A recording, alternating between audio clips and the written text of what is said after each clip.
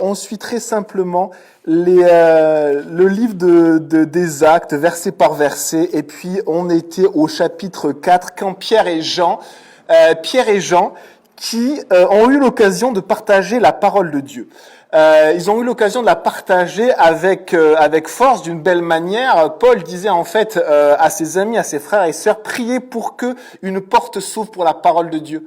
Et là, vraiment, une porte s'est ouverte. La question que je me suis posée, c'est est-ce que c'était du prosélytisme ? Parce qu'ils sont attaqués pour ça. Ils vont aller en prison pour ça. Qu'est-ce qu'on leur reproche ? Simplement, il y a eu un miracle. Par l'intermédiaire de Pierre et de Jean, ils ont prié le Seigneur. Le Seigneur a guéri un malade, un boiteux de naissance qui était à la porte du temple depuis des années. Tout le monde le connaissait. Et une foule immense se rassemble parce qu'ils voient le boiteux guéri, donc qui marche. Ils voient Pierre et Jean. Et ils se rassemblent autour d'eux parce qu'ils se disent mais quelque chose s'est passé. Ce n'est pas simplement l'homme là qui a agi, Dieu a agi.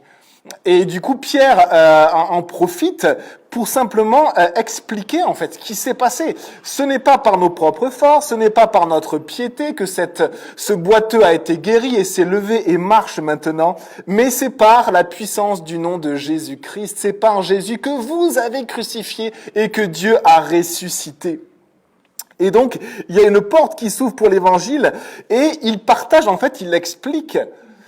Et on en est là, et on sait qu'au moment, pendant qu'il parlait, les chefs religieux arrivent, les chefs de la sécurité arrivent, et ils font stopper ça tout net, et ils mettent Pierre et Jean en prison. Et ils convoquent le Sanhédrin, le tribunal, et Pierre et Jean passent en jugement. Ils passent en jugement alors que ce qu'ils ont fait, c'était simplement prier Jésus, la personne a été guérie, et ils expliquent ce qui est en train de se passer. Ils vont en prison. Est-ce que c'était du prosélytisme ? Et on va voir, ce mot est très intéressant parce qu'il est né pendant cette période-là. Le mot prosélytisme vient du peuple juif, vient de l'Antiquité hébraïque. Et donc on l'a repris actuellement, mais en fait ça vient du peuple juif. Donc c'est très intéressant de voir ceci. En tout cas, ils sont accusés, ils sont en prison. Le lendemain, ils passent en tribunal. Et du coup, on en est ici puisque on avait étudié la dernière fois, justement pendant ce jugement, ils expliquent par quelle autorité, au nom de qui avez-vous fait cela ? Et là, Pierre et Jean, qu'est-ce qu'ils font ? Ben, ils répondent, ils disent la vérité. Et ils en profitent même pour dire qui est Jésus. Et même pour encourager les gens à reconnaître Jésus comme le Seigneur, celui qui a été crucifié. Il dit même que vous avez crucifié, mais que Dieu a ressuscité. Et il évangélise, c'est-à-dire qu'il partage l'évangile, tout simplement avec force et puissance par le Saint-Esprit. Pierre, rempli du Saint-Esprit, leur répondit, et il parle. Et les chefs, les juges, ce Sanhédrin, ce tribunal juif qui est là, qui va donner la sentence, eh bien, il va justement délibérer. Au verset 15, acte 4, verset 15, ils leur ordonnèrent de sortir du Sanhédrin, puis ils délibérèrent entre eux. On en est là. Et au verset 16, en disant, que faire à ces hommes ? En effet, ils ont accompli un signe miraculeux et évident. C'est clair pour tous les habitants de Jérusalem, et nous ne pouvons pas le nier. Mais afin que cela ne se propage pas davantage parmi le peuple, défendons-leur avec menace de parler désormais à qui que ce soit en ce nom-là. Alors ils les appelèrent et leur interdirent absolument de parler ou d'enseigner au nom de Jésus. Pierre et Jean leur répondirent, « Est-il juste devant Dieu de vous écouter, vous, plutôt que Dieu ? Jugez-en vous-même. » Vous, représentants, on pourrait dire, de Dieu, représentants de la loi de Dieu, jugez-en vous-même. Quant à nous, nous ne pouvons pas ne pas annoncer ce que nous avons vu et entendu. Les chefs du peuple leur firent de nouvelles menaces et les relâchèrent. À cause du peuple, ils ne trouvaient pas le moyen de les punir, parce que tous attribuaient à Dieu la gloire de ce qui était arrivé. En effet, l'homme qui avait bénéficié de cette guérison miraculeuse était âgé de plus de 40 ans. On va prier, les amis. Seigneur Jésus, merci pour ta parole, merci pour ton Église que tu rassembles, Seigneur, et c'est la tienne. Merci Jésus pour ta parole. parce qu'elle vient de toi, elle vient du ciel, elle a été apportée par le Saint-Esprit. Merci Seigneur de l'avoir conservée jusqu'à nous aujourd'hui. Merci Seigneur de l'avoir ce matin. Merci de pouvoir la partager et l'enseigner. Bénis, remplis-nous ton Saint-Esprit, remplis-moi de ton Esprit Saint. Et aussi, ouvre nos cœurs simplement pour que la vérité puisse nous faire grandir, Seigneur. S'il te plaît, en ton nom. Amen. Et alors, je vous avais parlé du prosélytisme. Parce que j'imaginais la même situation aujourd'hui. La même situation aujourd'hui, on a une personne qui, à un moment donné, on voit une foule qui se rassemble dans la rue, dans une occasion, et puis on a un gars qui se met sur un tabouret, puis commence à dire « Jésus est crucifié et Dieu l'a ressuscité ». Et vous pouvez changer de voix. Vous pouvez prendre la voix de Dieu. Et là, il y a des gendarmes qui arrivent et qui arrêtent la personne. Et la plupart du temps, on va se dire « Bon, il a soit troublé l'ordre public, soit il a fait du prosélytisme. » C'est les mots qu'on va avoir à notre esprit. Qu'est-ce qu'il fait? Il impose ses convictions. Qu'est-ce qu'il fait? Et donc, du coup, on va parler un petit peu du prosélytisme parce que ça aurait pu être un angle d'attaque du tribunal, même si le prosélytisme était vu de manière très différente. Alors, en fait, qu'est-ce que le prosélytisme? Le prosélytisme, c'est littéralement faire des prosélytes. Faire du prosélytisme, c'est faire des prosélytes. Et en fait, faire des prosélytes, c'est faire des croyants. Le mot prosélyte, Jésus l'utilise. Et je vous lis ce verset, Matthieu 23, 15, et il reproche des choses aux chefs religieux, aux chefs de son peuple. Jésus, il dit, vous courez la mer et la terre pour faire un prosélyte. Et une autre traduction, le mot grec, c'est prosélyte, donc proséloutos, donc vraiment le mot prosélyte. Mais c'est traduit dans les versions un peu plus modernes par un croyant, un converti. Et en fait, donc, un prosélyte, littéralement, c'est un converti. C'est quelqu'un qui accepte et qui adopte une doctrine, une religion, une croyance. Et je vous cite, du coup, la définition que j'ai trouvée sur Wikipédia. Le prosélytisme désigne l'attitude de personnes cherchant à convertir d'autres personnes à leur foi. Et dans l'Antiquité, dans le peuple juif, eh bien, c'est ce que faisaient beaucoup de juifs. Alors, ils évangélisaient pas parce que le mot, on pouvait pas l'utiliser puisque l'évangile, il arrivait avec Jésus, la bonne nouvelle de Jésus. Mais finalement, c'était la même chose, mais calqué sur le peuple juif. En fait, ils enseignaient autour d'eux et ils encourageaient les gens à adopter la foi juive. Et certains adoptaient la foi juive. Et des non-juifs qui devenaient juifs, c'est ce qu'on appelle des prosélytes. Et dans les actes, vous avez des prosélytes. Vous avez, par exemple, dans Acte 17, je me suis trompé, c'est pas Acte 17, dans Acte 13, beaucoup de juifs et de prosélytes pieux suivirent Paul et Barnabas. Les prosélytes pieux, c'est des non-juifs qui sont devenus juifs. Et donc, il n'y avait aucune connotation négative de prosélytisme ou de prosélyte. C'est simplement pour décrire des personnes qui ont épousé, qui ont adopté la foi juive, tout simplement. Maintenant, je continue la définition de Wikipédia. Par extension, le prosélytisme, aujourd'hui, désigne le zèle déployé afin de rallier des personnes à un dogme, une cause, une théorie ou doctrine, parfois en imposant des convictions. Et là, ça correspond beaucoup mieux à ce que nous, on a en tête quand on parle de prosélytisme. Eh bien, effectivement, ce qui va être blâmé aujourd'hui, ça va être d'imposer. Et je pense que les chrétiens, normalement, en tout cas en lisant l'évangile, en lisant la parole de Dieu, je pense qu'on peut être d'accord avec ça, que imposer, ce n'est pas normal. En tout cas, c'est une partie de la définition qui est effectivement actuellement est combattue, et peut-être à juste titre.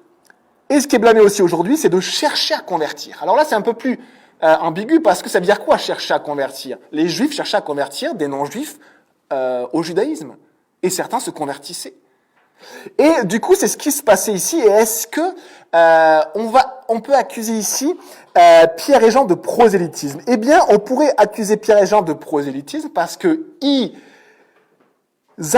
partagent, on pourrait dire, une nouvelle doctrine, la nouvelle croyance, la nouvelle foi en Jésus, et ils encouragent les gens à adopter cette foi. Donc, dans ce sens-là, ils cherchent à convertir, entre guillemets, d'autres personnes. Et on va essayer de voir un petit peu et de creuser un petit peu ceci. Parce que finalement, le prosélytisme à l'époque de Pierre et de Jean ne pose aucun problème. C'était parler des non-juifs, du judaïsme, pour qu'ils épousent la foi juive. Et par contre, on peut se poser plutôt cette question-là. C'est pas est-ce que Pierre et Jean ont fait ici du prosélytisme, mais c'est quel genre de prosélytisme est permis. Vous savez, quand un homme politique parle avec conviction pour que les gens se rallient à sa cause, à sa doctrine, c'est du prosélytisme d'après la définition. Quand une personne partage ses convictions et absolument a envie que d'autres soient d'accord avec lui, c'est du prosélytisme. Et du coup, on réalise en fait que beaucoup de personnes, font du prosélytisme. Quand on partage avec conviction quelque chose pour que les personnes soient d'accord avec nous, on fait du prosélytisme. Et donc le prosélytisme, dans ce sens-là, n'est pas mauvais, parce qu'on a besoin de partager ses convictions, ses croyances et ses idées. Et c'est ça aussi la démocratie. Si on enlève le prosélytisme, enlevez les meetings politiques. Enlevez ça. Parce que on parle, c'est du prosélytisme dans le sens premier du terme, c'est-à-dire partager une croyance, une doctrine, une théorie, un dogme. Et actuellement, le mot en vogue, c'est doctrine. On parle toujours de changer de doctrine dans le ministère de l'Intérieur. Quelle est la doctrine du Premier ministre? On parle de doctrine. Et du coup, qu'est-ce que fait le Premier ministre? Il expose sa doctrine, il essaie de rallier à lui, à sa doctrine qui est politique. D'autres, la doctrine religieuse, d'autres, une doctrine humaniste, et ainsi de suite. Donc, en fait, il y a du prosélytisme. Mais la question qu'on va se poser, c'est quel prosélytisme est permis? Et c'est autre chose. Parce que quand on a une manifestation sur tel ou tel sujet, c'est du prosélytisme.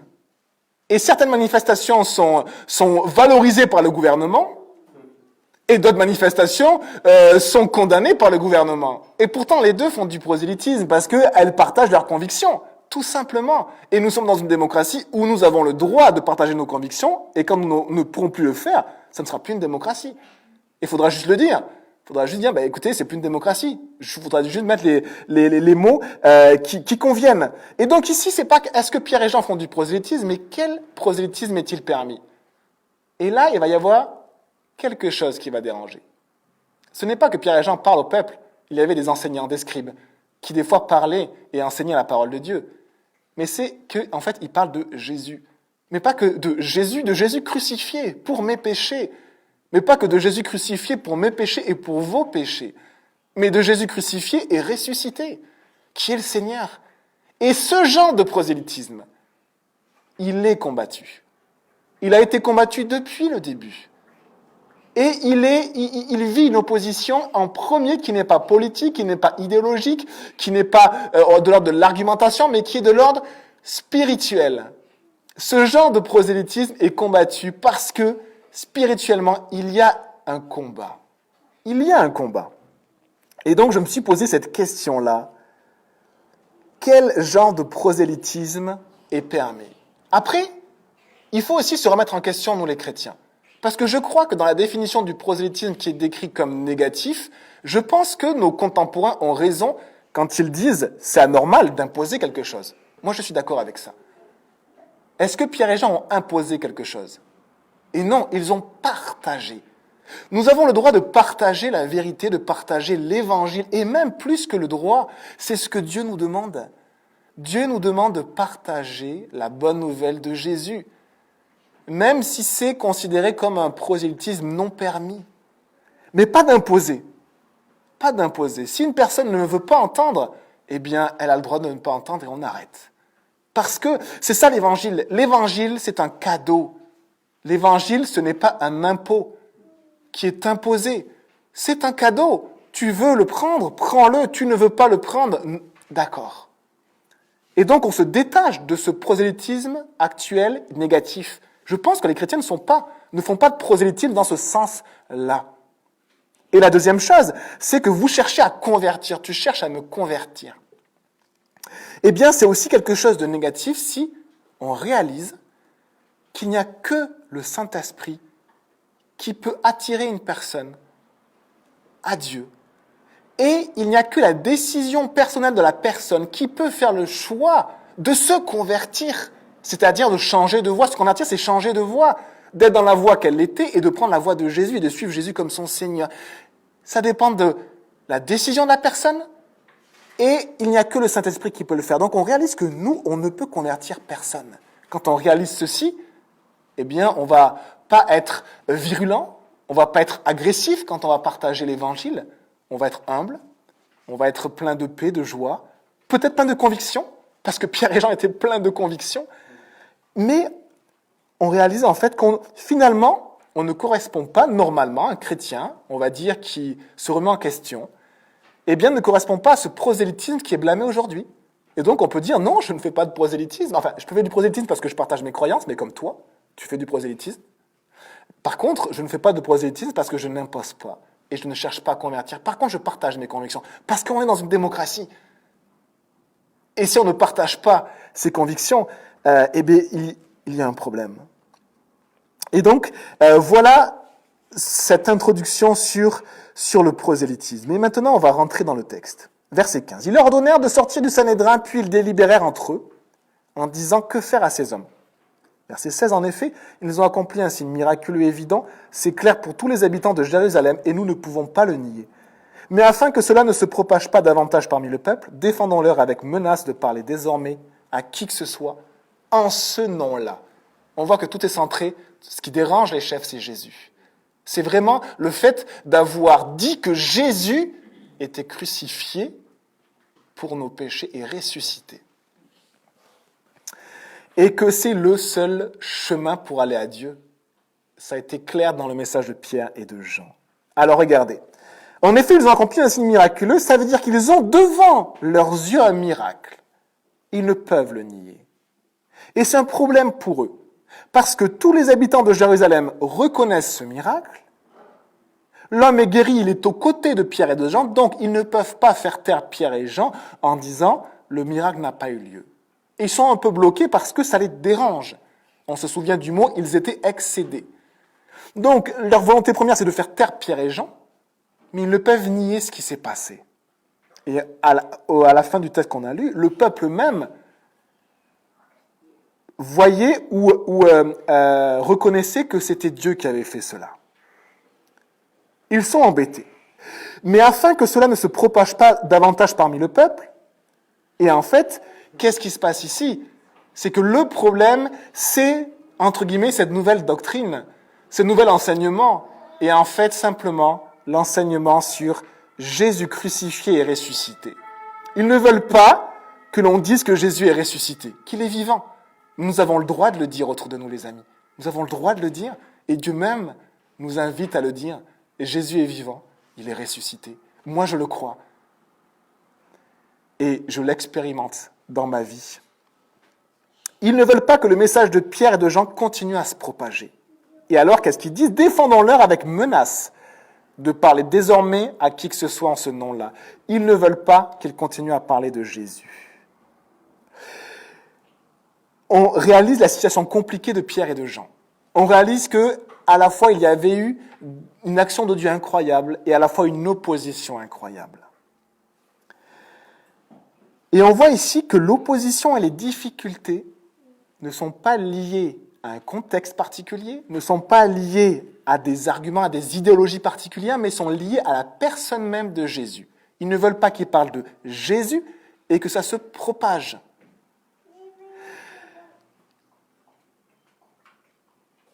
Et il y a des situations dans nos vies, je pense, qui deviennent compliquées, avec des oppositions. Et des fois, on essaie de comprendre intellectuellement ce qui est en train de se passer. Pourquoi telle personne, à un moment donné, dans sa relation avec elle, c'est compliqué?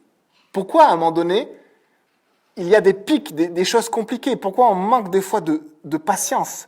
Pourquoi, à un moment donné, ça devient rugueux alors qu'avant, ça allait bien? Pourquoi? Eh bien, il y a des situations qui deviennent compliquées parce que derrière, même si nous ne le voyons pas, il y a un combat spirituel. Et nous essayons de raisonner. Dieu nous a donné un cerveau très puissant pour raisonner, pour comprendre les choses. Et donc, nous essayons de comprendre que parce qu'un tel a dit ça, et puis la personne l'a mal vécu, et puis, du coup, il s'est passé ça, et puis il s'est passé ça, et du coup, il s'est passé ça. Mais derrière tout cela, il y a un combat spirituel qui est réel. C'est que ce monde actuel et l'ennemi ne veulent pas, sont dérangés, sont excédés, sont embêtés. Parce que on parle de Jésus qui libère, Jésus qui lave de nos péchés, Jésus qui transforme nos vies. Et c'est le point crucial. C'est le point crucial. Et quand on passe souvent cette étape-là, eh bien, on passe un petit peu comme si on passait de l'autre côté de la barrière. L'ennemi ne veut pas que Jésus sauve, que la parole de Dieu soit partagée. Et alors, il y a une force qui agit dans nos circonstances, dans nos relations, des fois même dans nos réactions, des fois même nos propres réactions. À un moment donné, on manque de patience, on va répondre durement, et on sent que notre chair est bien présente, on sent que des fois qu'on a peut-être même des mots qui ne vont pas. Dans nos réactions, et pourquoi ? Une force agit pour casser, pour éloigner, pour empêcher. Et le point central n'est pas les atomes crochets entre deux personnes, est-ce que c'est un problème de personnalité ou autre. Le problème central, c'est Jésus, qui est mort pour mes péchés et qui est ressuscité. Et vous savez, dans l'Église, vous voyez le nombre de cultures différentes, le nombre de personnalités différentes.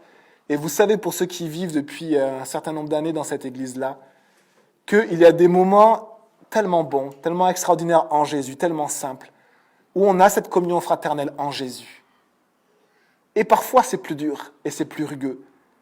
Et il y a un combat spirituel qui fait partie de nos vies chrétiennes et de l'Église, et qui agit dans ce but précis, éloigné de ce Jésus qui a été crucifié et ressuscité, éloigné de la connaissance de la vérité et de le fait de pouvoir vivre ce que Jésus nous propose.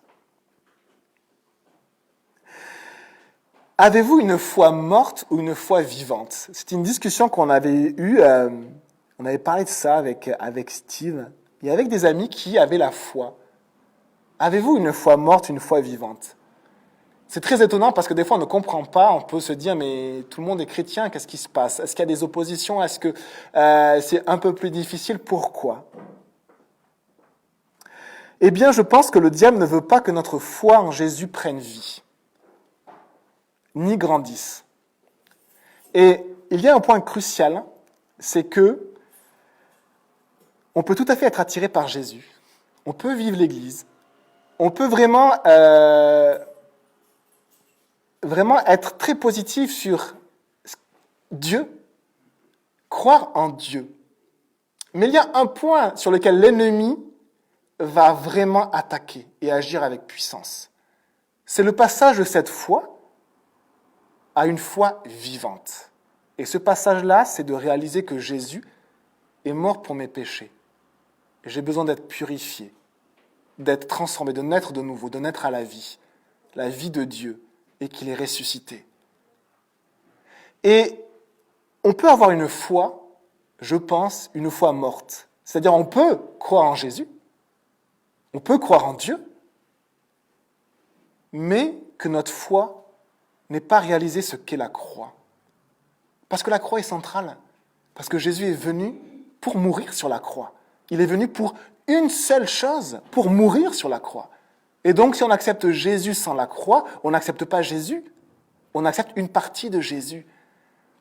Ou alors, on accepte Jésus comme les personnes qui étaient autour de Jésus, qui l'aimaient bien, mais à un moment donné, qui se sont détournées de lui. Ou qui ont transformé ce Jésus en un autre Jésus. Vous savez qu'au 1er siècle, au 2e siècle, très rapidement, dans l'Église, il est né plein de doctrines différentes de celles apportées par Jésus. Jésus ne serait que esprit. Jésus ne serait pas vraiment mort sur la croix.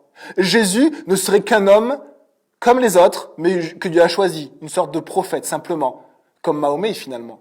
Jésus, et ainsi de suite. Et il y a toutes sortes de doctrines qui sont nées au 1er siècle et au 2e siècle. Et au 2e siècle, on a une littérature foisonnante. Et on voit que ces gens croyaient en Jésus, mais leur foi était morte. Parce que la foi qui sauve n'est pas juste la foi en Jésus, et en Jésus crucifié pour mes péchés et ressuscité.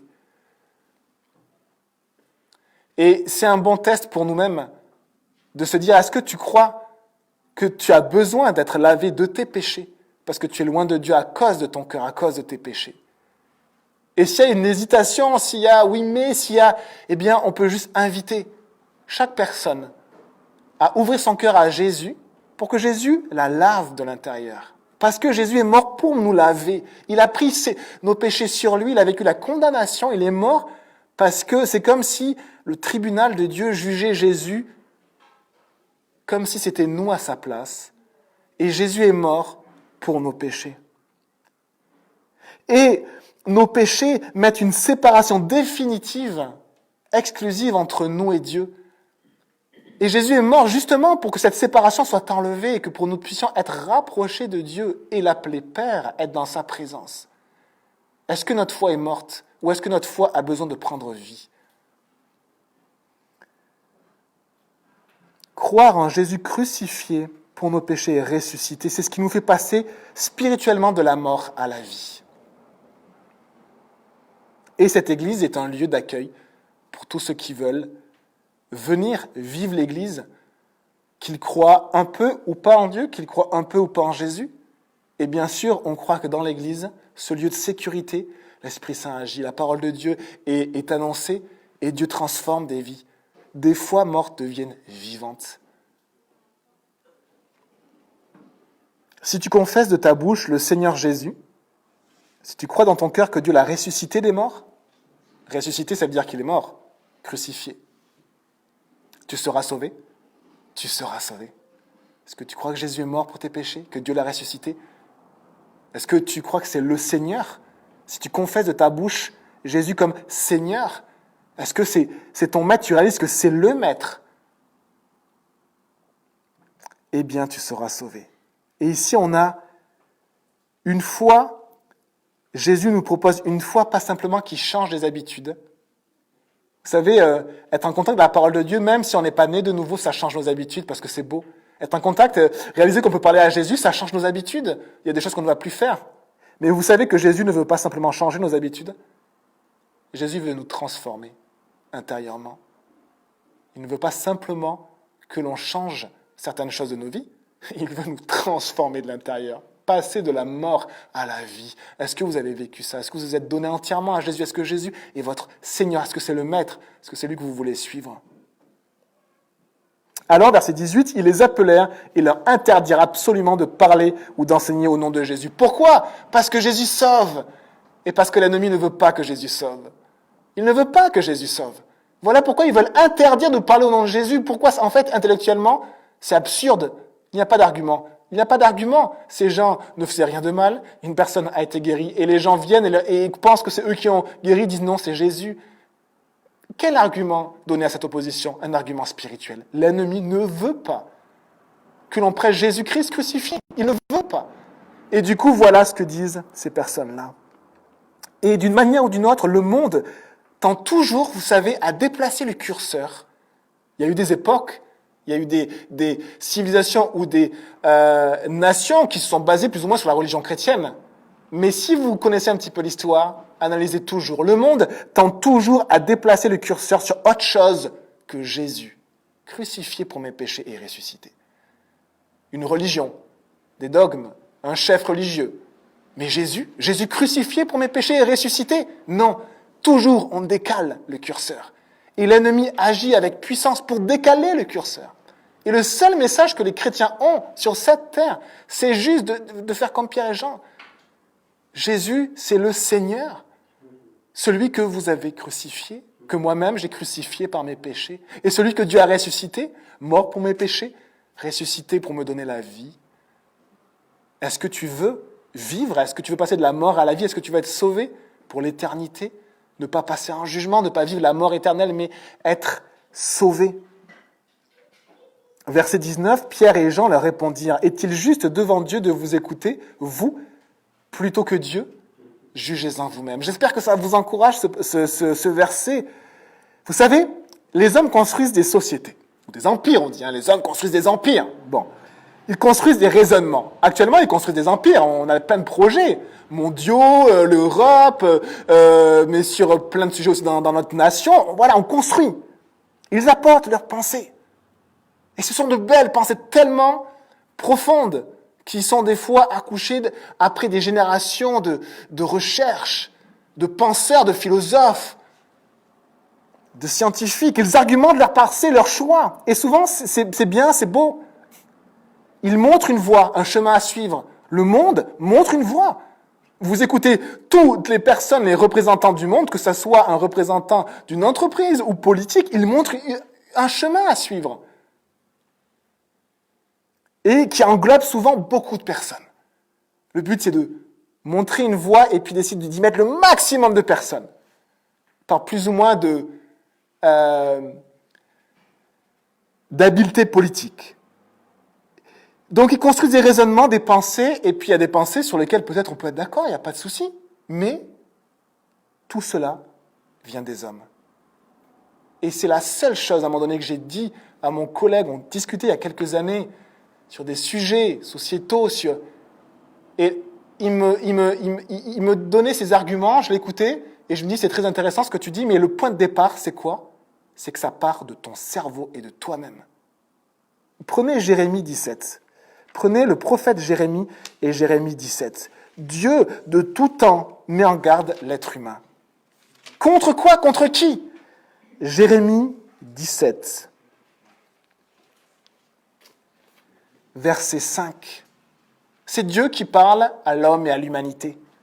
Il parle à tous ces penseurs, à tous ces philosophes, tous ces grands, tous ces responsables, quel que soit le domaine, que ce soit le domaine religieux, politique, économique, commercial, quel que soit le domaine, au travail, quel que soit le domaine, voici ce que dit Dieu à chaque homme.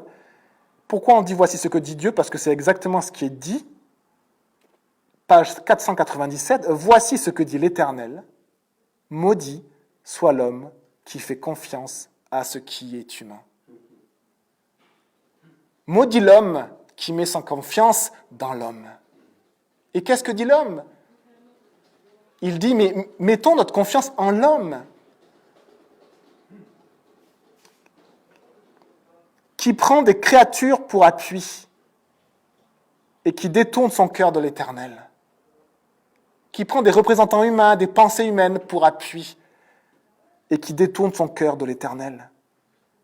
Il est pareil à un genévrier, c'est-à-dire une plante dans la plaine. Il ne voit rien venir de bon, il habite les endroits brûlés du désert, une terre salée et sans habitants. Béni soit l'homme qui met sa confiance en l'Éternel et qui place son espérance en lui. Il ressemble à un arbre planté près de l'eau et qui étend ses racines vers le cours d'eau. Est-ce que vous avez déjà vu un arbuste qui n'a pas d'eau, tout séché, tout atrophié? Et est-ce que vous avez déjà vu un arbuste mais qui foisonne de vie parce qu'il a tout ce qu'il faut, toute cette eau qu'il abreuve chaque jour? Eh bien, nos âmes ressemblent à ça. Pas extérieurement, mais intérieurement, notre âme est comme un arbrisseau desséché si nous mettons notre confiance en l'homme. Et notre âme est comme un arbre qui s'épanouit, qui fait de nouvelles pousses, de nouvelles feuilles, des fruits, des fleurs, si nous mettons notre confiance en Dieu. Pourquoi? Parce qu'en l'homme, il n'y a aucune source pour notre âme. Il y a des sources pour notre intellect, pour nourrir plein de choses, mais pas pour notre âme. Et en Dieu, il y a une ressource inépuisable. Jésus a dit quoi? Il a dit ceci, il a dit, si quelqu'un a soif, qu'il vienne à moi, et des fleuves d'eau vive sortiront de son ventre, de son âme. C'est-à-dire que Jésus est la source, une source tellement puissante, qu'elle abreuve toute notre âme et que ça rejaillit autour de nous. Voilà la différence entre mettre sa confiance en l'homme et mettre sa confiance en Dieu, en Jésus. Et Pierre et Jean leur répondent, est-il juste devant Dieu de vous écouter, vous, plutôt que Dieu? Jugez-en vous-même, Dieu est la source, Dieu est ma source. C'est lui qui nourrit mon âme et qui abreuve mon âme. Ce n'est pas toi, ce n'est pas moi, ce n'est pas l'homme.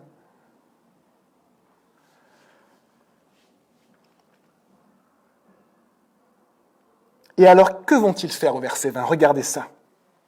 Quant à nous, acte 4, verset 20, nous ne pouvons pas ne pas annoncer ce que nous avons vu et entendu.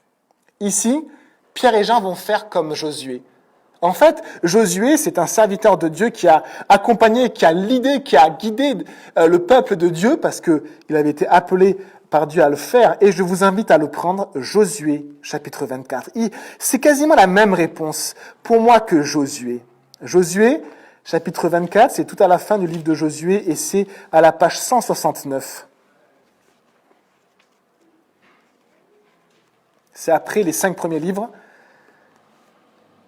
Genèse, Exode, Lévitique, Nombre, Deutéronome, et après vous avez Josué. Eh bien, à la page 169, donc Josué 24, verset 15, regardez ce qu'il dit au peuple. Il est à la fin de sa vie, il a accompli son ministère, on pourrait dire. Et que dit-il? Quel est le message qu'il a à faire passer à tout un peuple, à des hommes, des femmes et des enfants? Que dit-il, Josué 24, verset 15? Si vous ne trouvez pas bon de servir l'Éternel, choisissez. Choisissez aujourd'hui qui vous voulez servir. Soit les dieux que vos ancêtres servaient de l'autre côté de l'Euphrate, soit les dieux d'un autre peuple qui s'appelle les Amoréens, dans le pays desquels vous habitez. Quant à ma famille et moi, nous servirons l'Éternel. C'est un choix personnel. Est-ce que là, il impose quelque chose, Josué? Non, il ne fait pas de prosélytisme. Par contre, il parle avec conviction et il apporte la vérité de Dieu. Sans embâge, il dit les choses. Choisissez qui vous voulez suivre. Il y a Dieu et il y a les dieux. Que représentent ces dieux-là? Que représentent ces dieux-là? Eh bien, c'est très très simple. Aujourd'hui, que représentent ces dieux? Choisissez entre vos dieux, ou les dieux de vos ancêtres, ou les dieux des peuples autour de vous, et le seul vrai Dieu qui est la seule source pour votre âme. Quels sont les dieux? Eh bien, c'est très simple. Un Dieu avec un petit d, c'est ce en quoi nous croyons. Si vous croyez en l'homme, si vous croyez en l'humain, votre Dieu avec un petit d, c'est l'humain. Si vous croyez en la relaxation pour votre vie, dans le yoga, dans la réflexologie, dans la sophrologie, votre Dieu, c'est cela.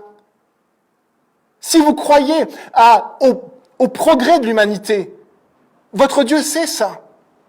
En quoi vous croyez? Si vous croyez en la science, votre Dieu, c'est la science. Nous sommes tous des gens religieux. Nous avons tous des dieux. Scientifiques, athées, non athées, agnostiques, nous avons tous des dieux. Quels sont vos dieux? Choisissez.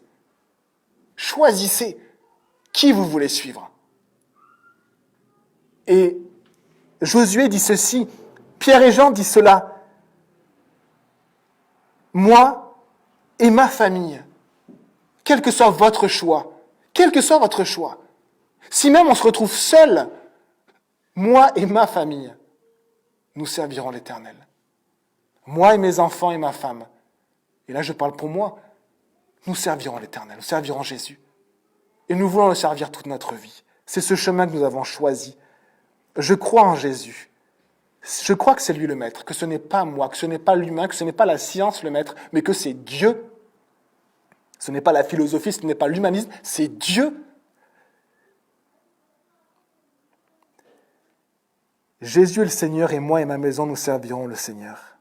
Alors imparfaitement, parce qu'on va mettre tous nos efforts à le faire, toute notre vie, toutes nos pensées, toutes nos forces, tout notre cœur, mais on sait que si on s'éloigne de ce chemin-là, Jésus n'est pas simplement le Seigneur, il est aussi le berger, et il va s'occuper de nous pour nous ramener sur le chemin. Moi et ma famille, nous servirons l'Éternel. Nous servirons le Seigneur, Jésus, celui que Dieu a envoyé sur la terre, qui est mort pour mes péchés et qui est ressuscité pour me donner la vie, qui est la source de mon âme. Moi et ma famille, nous servirons Jésus. Et c'est un engagement que moi j'ai pris devant Dieu, et j'ai juste confiance, pas par mes propres forces, mais parce que Jésus est le Seigneur, mais aussi Jésus est le bon berger. Et je sais que si je m'éloigne, je peux faire confiance en mon bon berger pour venir me rechercher, et j'aurai que à reprendre sa main. Moi et ma famille, nous servirons l'Éternel toute notre vie. Choisissez quel Dieu vous voulez suivre. Verset 21. Les chefs du peuple leur firent de nouvelles menaces et les relâchèrent. À cause du peuple, ils ne trouvaient pas le moyen de les punir, parce que tous attribuaient à Dieu la gloire de ce qui était arrivé. Et le peuple ici considère que c'est Dieu qui a fait cela. C'est beau parce que dans l'histoire, parfois, le peuple a raison et les chefs ont tort. Pas tout le temps, mais parfois c'est beau de voir que le peuple indique le bon chemin et que les chefs ont tort. Et ici c'est le cas. Tous rendaient gloire à Dieu. Et ce qui est beau, c'est pourquoi on prêche? Pourquoi on se fait taper dessus? Parce que parfois on aimerait qu'on se taise. Regardez. pour attribuer à Dieu la gloire. Verset 21. Tout le peuple attribuait à Dieu la gloire de ce qui était arrivé. C'est le but des chrétiens. Attribuer à Dieu la gloire et non à l'homme, et non à moi, et non à je ne sais quoi, à Dieu. Et finalement, Pierre et Jean, qu'est-ce qu'ils ont fait? Ils ont partagé la vérité par leur vérité, par un Jésus, mais le Jésus crucifié et ressuscité. Et finalement, le fait de prêcher ça, les fruits de Dieu, c'est que les gens attribuent la gloire à Dieu. Et pas à Pierre et Jean, pas au chef, pas à quiconque, mais à Dieu. Et voilà le rôle des chrétiens, attribuer à Dieu toute la gloire et pointer sur Jésus. On a fini, je vous lis les versets 22 et 23 ayant pris. En effet, l'homme qui avait bénéficié de cette guérison miraculeuse était âgé de plus de 40 ans. Et on verra la prochaine fois ce qui se passera. La prochaine fois, c'est quoi? Verset 23, une fois relâchés, Pierre et Jean allèrent trouver les leurs et racontèrent tout ce que les chefs des prêtres et les anciens leur avaient dit. Ils vont partager leurs expériences, leurs hauts et leurs bas, les moments d'opposition et les moments aussi où ils ont vu Dieu agir à leurs frères et sœurs, à leurs amis en Christ, à l'Église, à leurs amis. Vous savez, j'ai du mal à considérer l'Église autrement qu'un groupe d'amis en Christ. Et j'ai du mal à considérer cela autrement, même en lisant les évangiles et les enseignements. Il n'y a pas d'appel à projet, il n'y a pas de directeur d'entreprise dans l'Église. C'est un groupe d'amis en Christ qui vit l'Église autour de Jésus. On prie, les amis.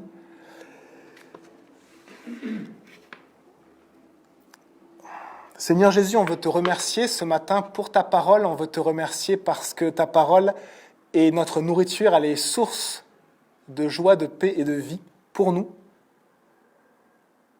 Merci parce que tu es celui qui nous appelle, qui veut rendre et donner la vie, qui ne veut pas simplement changer, mais qui veut transformer, qui ne veut pas simplement accompagner, mais qui veut ressusciter les âmes des gens, qui veut qu'elles passent de la mort à la vie, comme Jésus tu es passé de la mort à la vie, qu'on puisse vivre et être connecté enfin à Dieu par Jésus, être sauvé, être rempli de l'Esprit Saint. Seigneur, on a besoin de ton Esprit. Saint-Esprit, remplis-nous, s'il te plaît, pour qu'on puisse, comme Pierre et Jean, vivre nos vies sans faire du prosélytisme avec cette connotation mauvaise et négative, mais en portant la vérité en nous, en portant la parole de Dieu, en portant l'Évangile. Jésus, le Seigneur, le seul chemin, crucifié pour nos péchés et ressuscité. Aide-nous à porter cela dans nos vies. Aide-nous dans nos actes, dans nos paroles, à avoir ce goût et quelque chose de Jésus, Seigneur. Aide-nous à transmettre une bonne odeur de Christ autour de nous. Ce Jésus qui ne s'impose pas, mais qui propose la vie, qui propose d'abreuver, qui propose de sauver, qui propose de réparer, de guérir nos âmes, nos cœurs.